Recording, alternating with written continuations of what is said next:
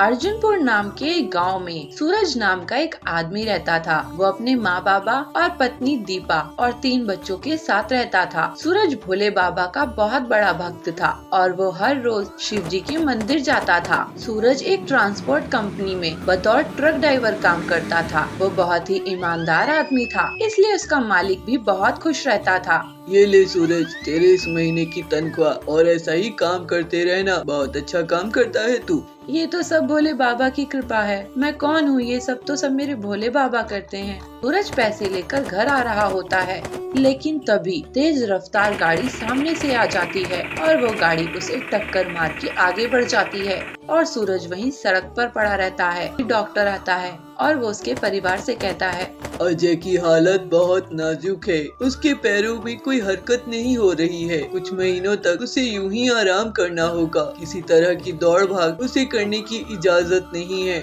अजय के पैरों में कोई भी हरकत नहीं हो रही थी और उसको अब घर बैठना पड़ा। उसके पिता की तबीयत भी खराब रहने लगी। क्या हुआ दीपा, कहीं काम मिला? नहीं जी, कहीं गई और कहीं भी काम नहीं मिला। कोई भी काम देने को तैयार नहीं, खाली हाथ ही लौटना पड़ा। हे भोलेनाथ, मेरी भक्ति में क्या ऐसी कमी रह गई जो आज मेरे परिवार को ये दिन देखने पड़ रहे हैं। मेरे बच्चे यहाँ भूखे मर रहे हैं और मैं लाचार बाप की तरह कुछ नहीं कर सकता। ऐसा मत कहिए जी, भगवान जी हमारी मदद जरूर करेंगे। क्या पता ये हमारा बुरा समय चल रहा हो जो जल्दी ही ठीक हो जाएगा। तभी सूरज के मालिक वहाँ आता है और वो सूरज को पैसे थमाते हुए कहता है, सूरज, तुम सिर्फ एक ड्राइवर नहीं हो, तुम मेरे बेटे भी हो। तुमने इन दिनों मेरा काम बहुत अच्छे से संभाला और मेरी जान बचाई, इससे मैं बहुत खुश हूँ। ये लो तुम्हारी मेहनत की कमाई। तुमने बोला था कि तुम्हें सारे पैसे एक दफा ही चाहिए, तो ये लो तुम्हारे 3 महीने की कमाई। सूरज सुनकर हैरान था कि वो तो कई महीनों से घर पर पड़ा हुआ है, फिर ये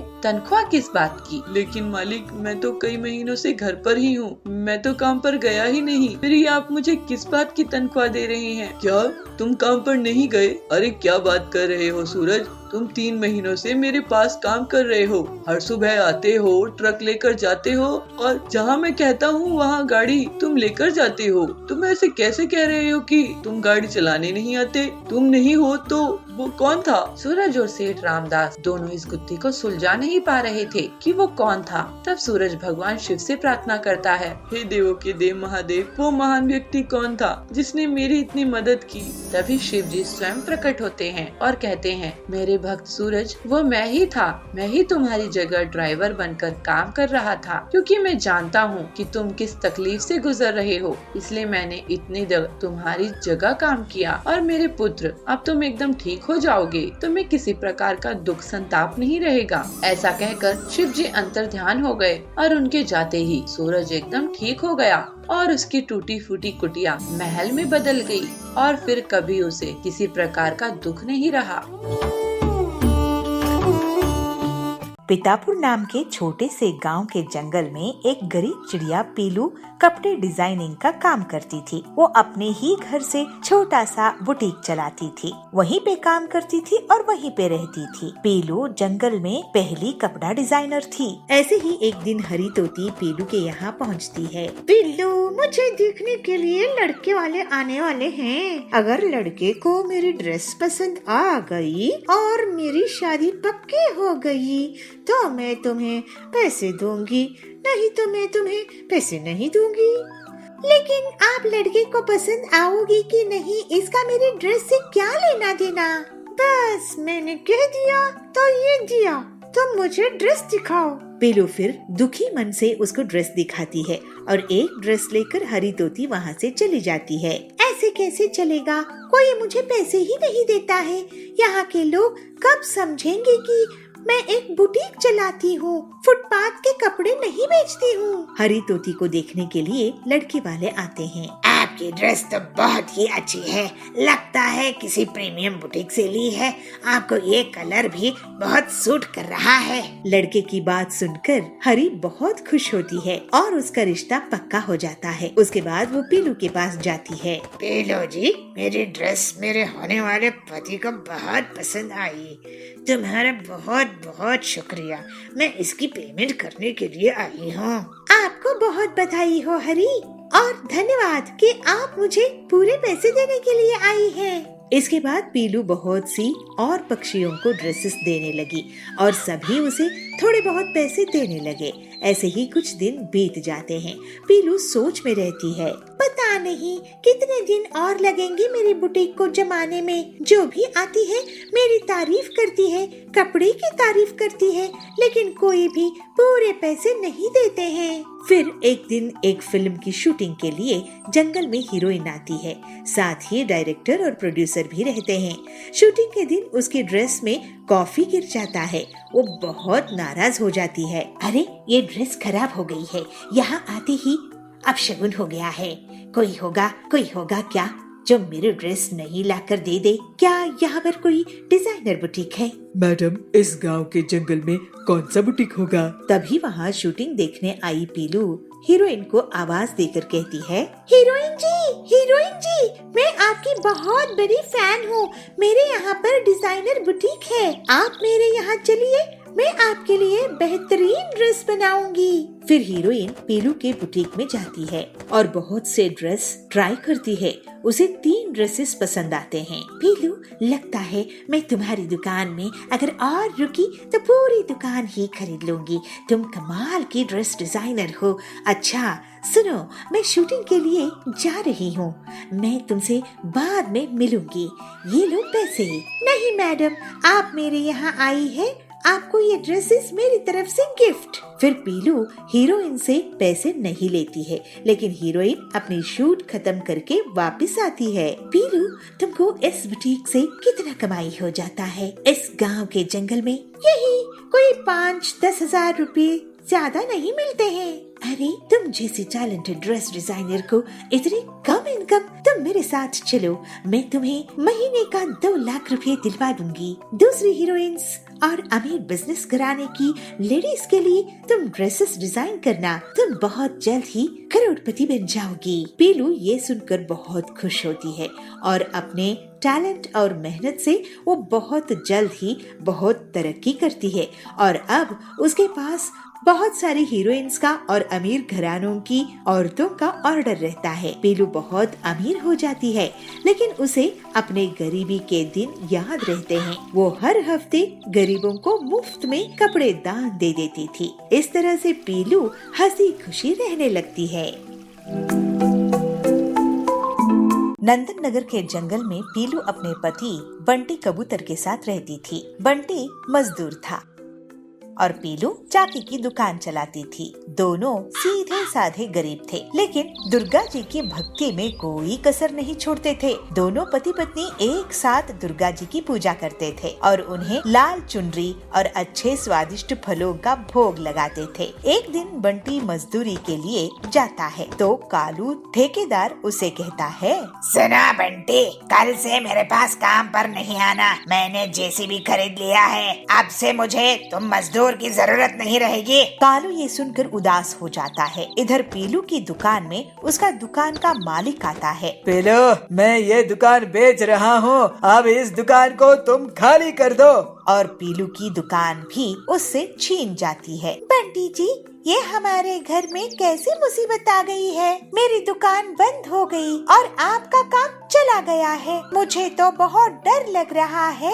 पीलू, माँ दुर्गा पर हमें पूरा विश्वास रखना चाहिए। मैं अपने भाई टिल्लू से कुछ रुपए मांग कर लाता हूँ। ठीक है जी, टिल्लू भैया हमारी मदद कर दे तो अच्छा रहेगा। फिर बंटी टिल्लू के पास जाता है और उससे पैसे मांगता है। भैया, मैं आपको पैसे दे देता, लेकिन मेरे पास खुद ही पैसों की कमी है, मुझे माफ कर दो। कोई बात नहीं टिल्लू। बंटी को कोई उधार नहीं देता है और ना ही कोई काम दे रहा था। पीलू भी यहाँ वहाँ काम के लिए भटक रही थी, लेकिन उसको भी कोई काम नहीं मिल रहा था। माँ, हम दोनों पति पत्नी अचानक से बेरोजगार और गरीब हो गए हैं। दिन रात काम ढूंढते रहते हैं और इसी वजह से आपकी पूजा अच्छे से भी नहीं कर पा रहे हैं। हमें माफ कर दीजिए माँ, ये आप कैसी परीक्षा ले रही है हमारी? तभी वहाँ दुर्गा माँ प्रकट होती है। बेटी पीलू, तूने मेरी भक्ति में कोई कसर नहीं छोड़ी। मैं तुम लोगों की परीक्षा ले रही थी, लेकिन तुम डर मत, मैं तेरी दुखों को दूर करने आई हूँ। हे माँ, आप ही हमारी शक्ति भक्ति है। आपकी भक्ति में हम लगे रहे और आपकी सेवा पूजा होती रहे, बस यही आशीर्वाद दीजिए। हाँ बेटी, मेरी आशीर्वाद है। मैं तुझे बांस के बर्तन बनाना सिखा दूंगी। ये ऐसा बर्तन है जो कोई नहीं बना सकता। बेटी, तूने और बंटी ने सिर्फ मुझ पर आश्रित रहे हो, ये उसी की आशीर्वाद है। माँ, आपकी जय हो, जय हो, जय जय हो। दुर्गा जी के आशीर्वाद से पीलू को बांस की बर्तन बनाने की कला आ जाती है। पीलू पूरी बात बंटी को बता देती है। माँ ने तुम्हें आशीर्वाद दी पीलू, इससे बढ़कर क्या हो सकता है। माता रानी की जय हो। फिर दोनों पति पत्नी जंगल जाकर अच्छे अच्छे बांस इकट्ठा करके लाते हैं और माता के आशीर्वाद से पीलू उनसे एक से बढ़कर एक बर्तन बना लेती है। बंटी देखता ही रह जाता है। इस बर्तन में माता रानी दुर्गा जी को हम भोग लगाएंगे, उसके बाद ही हम अपनी बांस की बर्तन की दुकान खोलेंगे। पीलू बंटी दुर्गा जी को भोग लगाकर अपने घर के बाहर बर्तन बेचने लगते हैं। पीलू, तुमने तो बहुत ही नायाब बांस के बर्तन बेच रही हो, कहाँ से लाई हो इन्हें? ये बर्तन मैं माँ दुर्गा जी के आशीर्वाद से मैं खुद बनाई हूँ। तुम खुद से बनाई हो? मैं तो तुम्हारी फैन हो गई हूँ। माता रानी की जय हो। मुझे अब डिनर का सेट दे दो पीलू। पीलू के बांस के बर्तन तो फेमस होने लगते हैं। तभी सुंदरी आती है। पीलू, तुम्हारे बांस के बर्तनों के बारे में बहुत सुनी है, ये तो बहुत सुंदर है और सस्ते भी है। मुझे भी कुछ सेट पीस दिखाओ। पीलू अब बहुत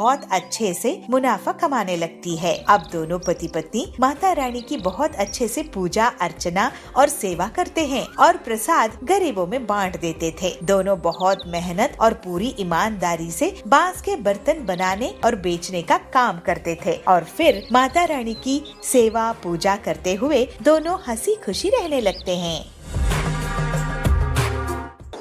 हीरापुर के जंगल में पीलू अपने पति बबलू के साथ रहती थी। वो दोनों पति पत्नी पंक्चर बनाते थे। ऐसे ही एक दिन टिल्लू उनकी दुकान में पंक्चर बनवाने के लिए आया। अरे मैडम, आप पंक्चर बना रही हैं? हाँ भाई साहब, मैं औरत हूँ तो क्या पंक्चर नहीं बना सकती? आप फिक्र ना करें, हम लोग बहुत अच्छे से पंक्चर रिपेयर करते हैं, आपको शिकायत नहीं होगी। ये तो बहुत खुशी की बात है। टिल्लू के जाने के बाद बबलू कहता है, आज का दूसरा ग्राहक था ये। इतनी मेहनत के बाद भी कमाई नहीं होती है। पीलू एक दिन वो अपने पति से कहती है, सुनिए जी, हमारा ज्यादा फायदा नहीं हो रहा है क्योंकि हम दिन में सिर्फ 20 पंक्चर ही ठीक कर पाते हैं। हम कम से कम 30 पंक्चर बनाने होंगे। अच्छा, तो मैं कोई जुगाड़ करता हूँ। उनकी दुकान से कुछ दूरी पर कालू कव्वे की भी पंक्चर की दुकान थी। वो पीलू की बात सुनकर हिसाब लगाता है। पीलू चिड़िया, 30 नहीं, मैं तो 50 पंक्चर ठीक करूँगा अपनी दुकान में और तुम्हारी दुकान बंद करवा दूंगा। तो और 50 पंक्चर मेरे पास ठीक करवाने आएंगे, लेकिन उसके लिए मुझे एक चाल चलनी होगी। फिर कालू अपनी पत्नी सुंदरी को बहुत सारे कील देता है और अपनी दुकान से पहले खड़ा कर देता है। सुंदरी आने वाली गाड़ियों के नीचे कील फेंक देती थी, जिससे गाड़ियाँ पंक्चर हो जाती थी और फिर सुंदरी और कालू उनको अपनी दुकान में ले आते थे। इस तरह से वे लोग बहुत पैसे कमाने लगे। अरे, आपने देखा कि कालू कैसे लोगों की गाड़ियाँ पंक्चर करके उन्हें ठीक करता है और पैसे कमा रहा है। हाँ, ये बहुत गलत कर रहा है, एक दिन बहुत पछताएगा। लेकिन पीलू और बबलू के पास ग्राहक बहुत कम हो जाते हैं। इस बीच पीलू भाभी, ये देखो मैं आप लोगों के लिए क्या लाया हूँ। ये है ऑटोमेटिक पंक्चर बनाने की मशीन। देखने में साधारण हवा भरने वाले पंप जैसी लगती है, लेकिन इससे आप लोग दिन में 100 पंक्चर बना सकोगे। लेकिन हरिया भाई, हमारे पास तो आजकल 10 ग्राहक भी नहीं आते हैं। फिर पीलू हरिया को कालू और सुंदरी के बारे में बताती है। तो हरिया तोता कहता है, तुम अपनी ईमानदारी मत छोड़ना, बाकी ऊपर वाले के हाथ में है। मैं आज से स्कूल और ऑफिस में लेटर दे के आऊंगी कि हमारे यहाँ ऑटोमेटिक पंक्चर बनाने की मशीन है और जो ग्राहक आएंगे उसे हम 50% डिस्काउंट देंगे। ऐसे पीलू सोचती है। तो बबलू कहता है, आइडिया क्या तो अच्छा है पीलू, कम से कम खाने के लायक पैसे तो आएंगे, नहीं तो कालू ने तो हमारी दुकान बंद ही करवा दी है। क्यों बबलू, ये मेरी नई कार कैसी लग रही है? सुनो, दुकान बंद करके तुम मेरे नए घर आना। बबलू पीलू, देखना हमारी दीवार जितनी टीवी है, डबल डेकर फ्रिज है और सुंदरी के पास तो गहने भी है। तुम्हारी तरह गरीब नहीं है हम लोग। तो पीलू कहती है, जाओ कालू जाओ, हम ईमानदार थे, हैं और रहेंगे। कालू उनकी हंसी उड़ाकर चले जाता है। इसी तरह कुछ दिनों के बाद तेज रफ्तार से बड़ी सी गाड़ी आ रही होती है। सुंदरी ये देखकर सोचती है, अरे इतनी बड़ी कार, इनसे तो 1000 रुपए लूंगी पंक्चर ठीक करने का।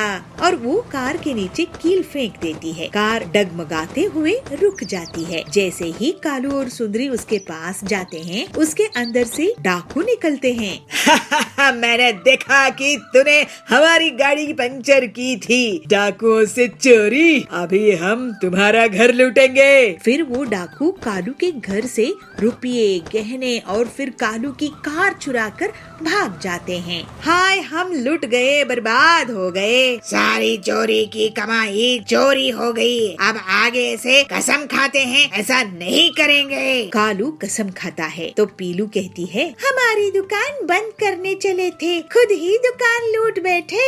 इसके बाद पीलू और बबलू अपनी मशीन से पूरे जंगल के लोगों की गाड़ी का पंक्चर ठीक करते थे और जल्दी ही वो लोग बहुत अमीर हो गए। फिर दोनों पति पत्नी खुशी खुशी ईमानदारी से रहने लगे। बेलापुर गांव के जंगल में एक गरीब चिड़िया पीलू रहती थी। वो घर में ही कांच की चूड़ियां बनाया करती थी और एक टोकरी में उन्हें ले जाकर बाजार में बेचा करती थी। पीलू लक्ष्मी जी की बिना स्वार्थ के भक्ति किया करती थी। उसका पति बंटी कबूतर प्लम्बर था और नल फिटिंग और रिपेयरिंग का काम करता था। एक दिन बंटी काम से लौट रहा था, तभी उसका एक्सीडेंट हो जाता है और उसका पैर टूट जाता है। भले ही हमारी घर बहुत बड़ी मुसीबत आ गई है, लेकिन माँ लक्ष्मी जी की बहुत कृपा है कि आपकी जान बच गई है। इतने दुख में भी तुम्हारे मन में लक्ष्मी जी के प्रति कितनी श्रद्धा है पीलू। लेकिन ये भी तो सच है ना कि हमारे घर का खर्चा बड़ी मुश्किल से चलता था। अब तो मेरी इस हालत के कारण घर का किराया, दवाई और किराने के खर्चा कैसे निकलेगा? मुझे तो बहुत चिंता हो रही है। काश मैं जल्दी से ठीक हो जाता पीलू। आप चिंता मत कीजिए, लक्ष्मी माँ के आशीर्वाद से सब संभल जाएगा। मैं और मेहनत से कांच की चूड़ियाँ बनाया करूँगी। अभी तो त्योहार का सीजन आने वाला है, हो सकता है कि हमारी अच्छी कमाई भी हो जाए। ऐसे कहकर पीलू बिना आराम किए चूड़ियाँ बनाती थी और बंटी का ख्याल भी रखती थी। इस वजह से वो भी थोड़ी कमजोर हो गई थी। घर का खर्च अब भी बड़ी मुश्किल से निकल रहा था। एक दिन वो अपनी कांच की चूड़ियाँ बेचने के लिए बाजार जाती है। चूड़ियाँ ले लो, चूड़ियाँ, रंग बिरंगी चूड़ियाँ, कांच की चूड़ियाँ ले लो, ऐसे ग्राहकों को बुलाती रहती है। तभी वहाँ पे बबली आती है। कितने की चूड़ियाँ दे रही हो पीलू? बबली सेठानी जी, सिर्फ 50 रुपए की 12 चूड़ियाँ है, ले लीजिए, आपके हाथों में बहुत अच्छी लगेंगी। अरे वाह, इतनी सस्ती और इतनी अच्छी चूड़ियाँ हैं ये। मुझे तो तुम 200 रुपए की लाल हरी चूड़ियाँ दे दो, इस त्योहार में बहुत अच्छी लगेंगी। लो, ऐसी चूड़ियाँ तो बड़ी बड़ी दुकानों में भी नहीं दिखती हैं। तुम कहाँ से लेकर आई हो? मैं इन्हें खुद घर में बनाती हूँ। इन्हें मैं लक्ष्मी जी की भक्ति के कारण ही बना सकती हूँ हरी मैडम, क्योंकि उन्हें ऐसी चूड़ियाँ बहुत पसंद है। बहुत बढ़िया पीलू, मुझे भी 200 की दे दो। मिक्स मैच करके मैं भी तुम्हारे इन्हीं पर लक्ष्मी जी के भक्ति करते हुए ही ये चूड़ियाँ पहनूंगी। इस तरह से पीलू की चूड़ियाँ वहाँ की औरतों को बहुत पसंद आने लगती है और उसकी अब अच्छी कमाई होने लगती है। देखिए जी, आज कितनी अच्छी कमाई हुई है। माँ लक्ष्मी जी, बहुत धन्यवाद आपका। हाँ पीलू, बस कुछ ही दिनों की बात है, मैं भी ठीक हो जाऊंगा तो दोनों माँ लक्ष्मी जी के लिए भंडारा करेंगे, गरीबों को खाना खिलाएंगे। बहुत अच्छे विचार है जी।